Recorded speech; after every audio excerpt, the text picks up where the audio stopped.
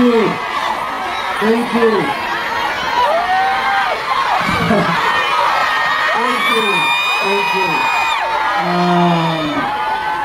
I'm speechless. Ito na siguro napuntahan ko isang gathering na kung saan buhay na buhay ang outlet.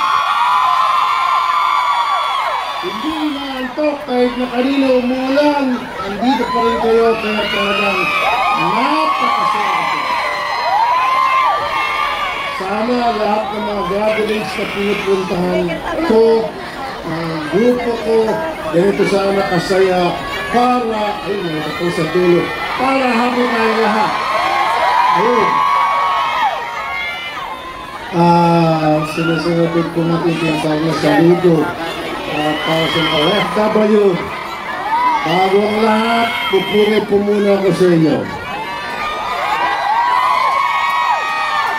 Alam niyo po, just imagine kung wala ang mga remittance ng ating mga OFW, ano na mangyayari sa ekonomiya ng Pilipinas? Alam niyo ba, noong 2022, 36 billion US dollars ang inyong dinero sa Pilipinas. 2023, 37 billion US dollars. At 2024, tumaas ulit, 38 billion US dollars. At magkano po sa pesos yan? 2.1 trillion pesos. Ganun po ang pwersa ninyo sa ating bayan. Ganun po kalakas kayo sa ekonomiya ng ating bayan.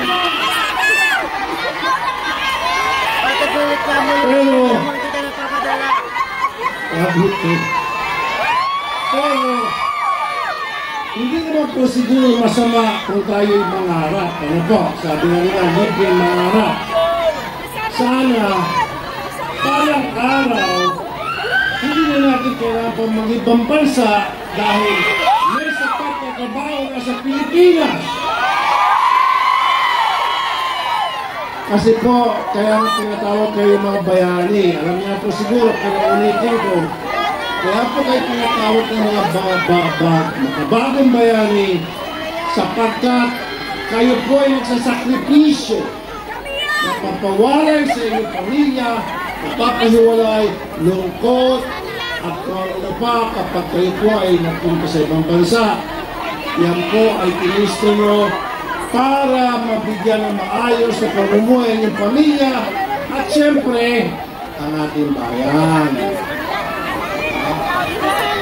So, sa araw na ito, ulit-ulit po ako magpapasalamat sa inyo. Maraming salamat po sa inyong ginagawa para sa ating bayan.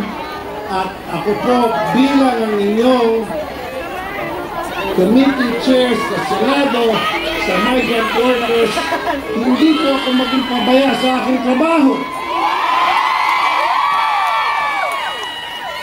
Sabihin niyo lang po kung ano kailangan niyo sa ating gobyerno, ano kailangan sa Senado. Andito po ako palagi para sa inyo. And lastly, nakakatawa ko ng puso itong ginagawa mo sa amin dito. Napakalinit ng itong pagtanggap. Ako po, muli, akong babang nagpapasalamat sa inyong lahat. Mabuhay mga OFW!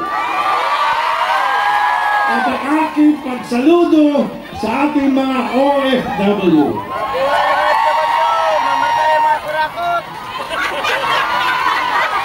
Thank you po. Thank you. Thank you. Thank you. Thank you.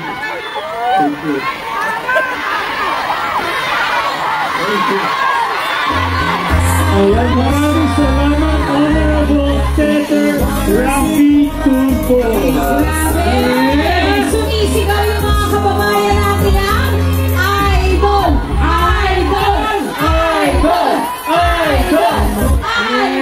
pangarap. Alam niyo, pangarap din natin yan na dapat lahat ng nakaupo sa ating gobyerno ay mga tunay na ay